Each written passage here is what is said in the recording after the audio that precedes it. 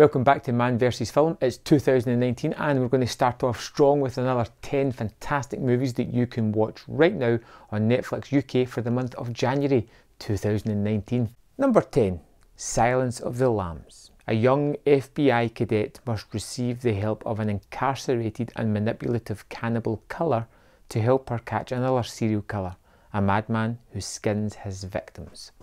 An easy one to recommend, one that you hopefully have seen before and are going to revisit. It is a fantastic movie. There is some debate whether it's a thriller or horror. I think it falls into both camps regarding how you look at it. Won a load of Oscars, rightfully so, because it is meticulously put together. It is fantastic across the board, from production to the direction to the sound to the score. Everything works together to create a fantastic movie, and it's one of those ones that as soon as you start watching you have to go all the way to the end. It's just simply terrific. Number 9, De Palma. In the annals of Hollywood film, since the artistic glories of the new Hollywood era, few have a better reputation and body of work in the field of suspense films exploring the contemporary darkness in American life than Brian De Palma. I've watched this a couple of times and it's so simple, it's genius. You have to wonder why it hasn't been done before with other directors or why it hasn't continued since. This is basically just two filmmakers, fans of De Palma, sit him down, he's the only one on camera, and just talk through his filmography. What he felt worked, what didn't, what would he change, what does he have regrets about. And it's captivating, and it's one of those movies that makes you excited to go back into the body of work that De Palma has. Rightfully so. There are some real crackers in amongst here, and just watching the guy talk about it is so charismatic, it's so fun, it's just a terrific watch. Even when you see him talking about things and he's like, you know, I had an argument about this and you know what, I was right. Just the sheer audacity that he still has, you know, he owns his mistakes as well as his successes. It's terrific. Number 8, Beauty and the Beast. A young prince imprisoned in the form of a beast can only be freed by his one true love. What may be his only opportunity arrives when he meets Belle, the only human girl to ever visit the castle since he was enchanted. Disney's live action adaptations, it's one of these things that I go reluctantly to see and then kind of leave going, you know what, I liked it, but I don't really want to talk about why I liked it. You know, it's just that they're fun. It's filled with the Disney-isms that make movies as captivating as they usually are. They're kind of spread out evenly, they capture everybody, you know, they don't offend, but they don't super excite everybody. They just kind of enjoy what's happening. And this is another good adaptation of a well-known animated feature. You know, they've done it with Cinderella, which was excellent as well. They've done it with The Jungle Book, which is probably my favourite, and they have a slew of others coming. Beauty and the Beast is one of those ones that you might have just gave a miss to in the cinema, but you know, in the privacy of your own home, it's worthwhile checking out. Number 7, Tomb Raider.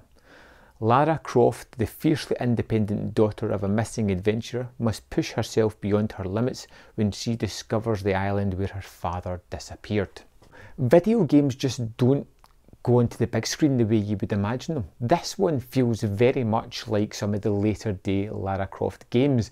You know, you can see the sort of way it's manipulated some of the cutscenes or some of the way that she would grapple along certain things to get from A to B in the movie.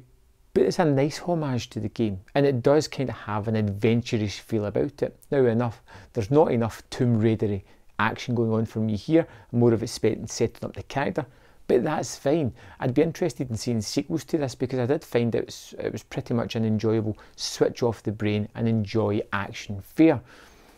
But yeah, you know, I'm more interested in what comes next in this franchise if there is to be more.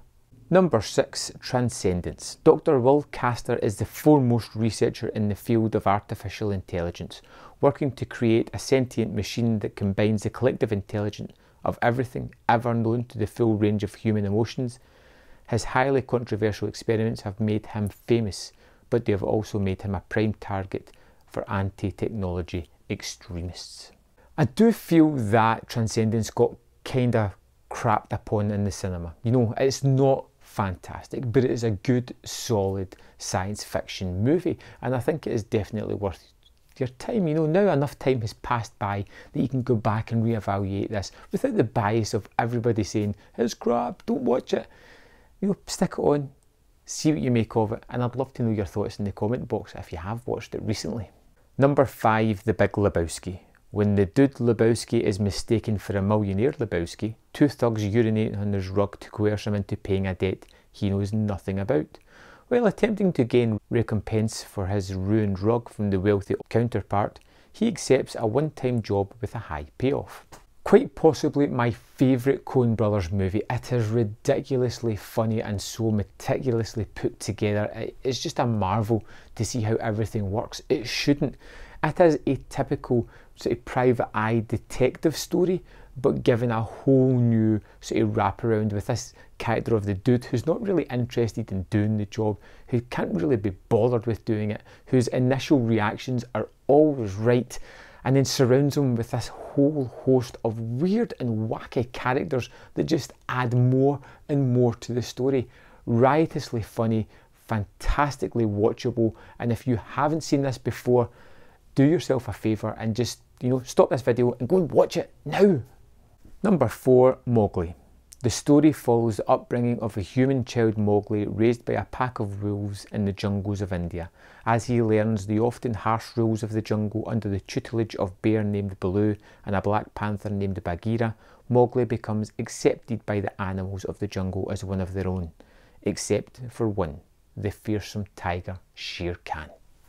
I really didn't want to watch this. You know, I had just seen The Jungle Book. It was last year, the year before. I thought it was fantastic, a great live action remake. I've seen countless of other remakes and live action versions of this that I was not too enamoured with starting it. But with some coercion from a friend, I decided to click play and see what this was all about, and I found a tale that was rather enjoyable, a little bit darker than most of the other adaptations we've seen of this before. A great story, and how it deviates from the usual Disney kind of fare midway through was a welcome addition to this story, to see the sort of different path that this was going to follow. Well worth checking out, and if you feel as if you're kind of fed up of The Jungle Book, this is something a little bit different but still within the same world. Number 3, Bird Box. In the wake of an unknown global terror, a mother must find strength to flee with her children down a treacherous river in search of safety. Due to an unseen deadly forces, the perilous journey must be made blindly. Sandra Bullock stars in this movie, which is a kind of cross between The Happening and A Quiet Place, and it's really different. It's not as wacky as I thought it was going to be, and I found myself really invested in the characters. It almost crept up on me how much I was invested in the 3 main leads. You know, you've got Sandra Bullock's character, and we have boy and girl, that's their character names. Very young children on this journey. There is a something that we never see that is in the world, and if they see it, people are driven mad and shoot themselves or kill themselves in some way, shape or form. So they have to be blindfolded when they're out in the open. They have to traverse the landscape without one of their major senses. It is really entertaining. It's got some really nice character moments. It's got 2 dual stories going on at the same time as well. A current day one, the travel down the river, and what led our main character to that point as well. It's really well done. It's one of these kind of genre movies that I had a lot of fun with, and I'm quite happy to recommend to you folk. Number 2, The Endless. 2 brothers who receive a cryptic video message inspiring them to revisit the UFO death cult they escaped a decade earlier, hoping to find the closure that they couldn't as young men. They're forced to reconsider the cult's beliefs when they are confronted with unexplainable phenomena surrounding the camp. This was a real surprise for me this year. I love the directors, I love their previous 2 movies, of which this kind of roughly ties into Resolution. If you haven't seen that, that's another recommendation. And this was wonderful. It's a low budget movie, but it's done really well. You know, the directors do almost everything themselves, including the sort of special effects, and there are a good few shots of that. It's a really fantastic science fiction tale at the heart of this one, and the directors play the 2 leads as well, which is a brave undertaking because it could have fallen down if the performances weren't as good as they are. This one is highly recommended and was just pipped for my number 1 of this month. Number 1, T2 Trainspotting. First there was an opportunity, Then there was a betrayal.